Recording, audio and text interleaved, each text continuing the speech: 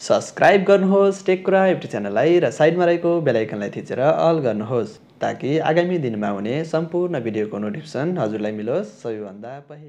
Hello साथीहरु, नमस्कार। हजुरहरूलाई टेककुरा युट्युब च्यानलमा स्वागत छ।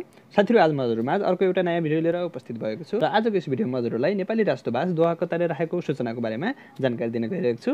आउनुहोस् भिडियो सुरु गरौँ।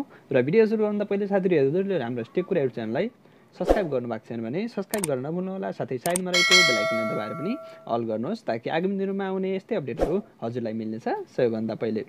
साथीहरु, जुन साथीहरुले राजधानी नवीकरणको लागि चाहिँ नेपाली राष्ट्रभाषा दोहा कतारमा आवेदन दिनुभएको थियो, ती व्यक्तिहरुको चाहिँ राजधानी नवीकरण भएर आइसकेको र वितरणको लागि तयार रहेको हुनाले ती व्यक्तिहरुले चाहिँ चाहिने कागजातहरू सम्पूर्ण कागजातहरू लिएर दूतावासमा सम्पर्क गर्नुहुन अनुरोध छ भनेर नेपाली राष्ट्रभाषा दोहा कताले सूचना राखेको छ।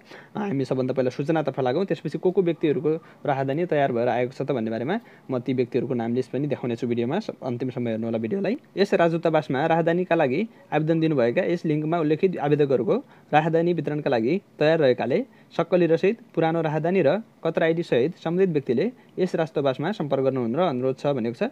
तपाईलाई चाहिँ जो व्यक्तिहरूले राजधानी नवीकरणको लागि आवेदन दिनुभएको थियो ती व्यक्तिहरूको चाहिँ राजधानी तयार भएर वितरणको लागि तयार रहेकोले तपाईले चाहिँ जो राजधानी नवीकरण गर्दाखेरि तपाईले जो रकम तिर्नुभएको, पैसा तिर्नुभएको सक्कली रसिद, त्यस्तै तपाईको पुरानो राजधानी र कतर आइडी सहित सम्बन्धित व्यक्तिले यस राष्ट्रभाषामा सम्पर्क गर्नुहुन अनुरोध छ भनेको छ। र जो व्यक्तिहरू चाहिँ सम्बन्धित यस राष्ट्रभाषामा सम्पर्क गर्नुहुन अनुरोध छ भनेको छ, तपाईले त्यो पैसा तिरेको सक्कली रसिद अनि पुरानोको राजधानी र कतर आइडी जरुरत पर्नेछ तपाईलाई। त्यस्तै राजधानी वितरण समय चाहिँ सार्वजनिक बिदाको दिन बाहेक दिउँसो 1 बजेदेखि 3 बजेसम्म रहेको छ। त्यस्तै तपाईँ कुन टाइममा राजधानी लिनको लागि जाने त भन्दाखेरि जो सार्वजनिक बिदाको दिन बाहेक अन्य दिनमा दिउँसो 1 बजेदेखि 3 बजेसम्म चाहिँ तपाईहरु दूतावासमा जान सक्नुहुन्छ।